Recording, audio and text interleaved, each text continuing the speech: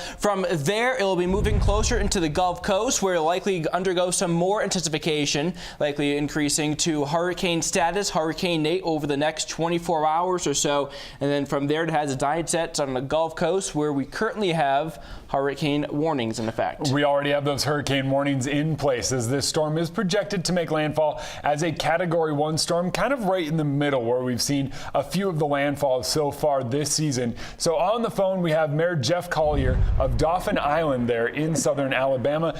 And Mayor, can you please tell us just what the past storms have done and how you're preparing your residents for this one in particular? Well, being a barrier island community, we are on the front line, and so we've had a lot of storms to deal with over the years, and we're pretty storm savvy. But of course, we take all the necessary precautions. Not only the town of Dauphin Island itself is mobilizing our equipment and doing things we can do in the pre-storm period, and we're also encouraging our residents. And even though we're out of the heavy tourism season, we've got a lot of tourists still here, so that's an extra challenge to deal with folks who are not accustomed to having to deal with hurricanes.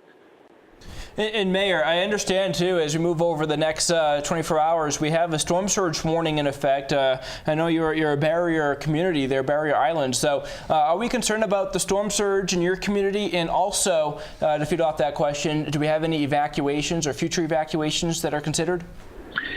Well, we are certainly concerned with storm surge and the higher tides and waves that are coming with it. That's really what I think will be our biggest threat in this particular storm, since winds are supposed to be no more than 75, 85 miles an hour. So, yeah, saltwater flooding is going to be the biggest challenge. I'm also a little bit concerned with our one road coming to the island, that it might get compromised during that as well. So we'll have to monitor that. But yeah, those are some of the things that we'll continually be watching, and we encourage all of our citizens and visitors to do the same. Now, Mayor, is there any place residents can go to find the latest on what you guys have to tell them and latest updates on possible evacuations or preparedness? Well, as far as evacuations, the governor's already decided they're not going to call for any mandatory evacuations with this storm.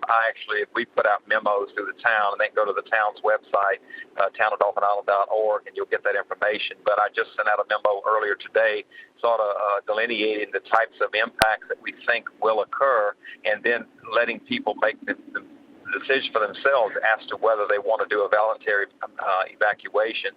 And it's mainly for areas that are most prone to flooding is what we really concern ourselves with. So again, we don't look for anything catastrophic to be happening, but we don't want to let our guard down and get surprised by this thing doing something more than what we think.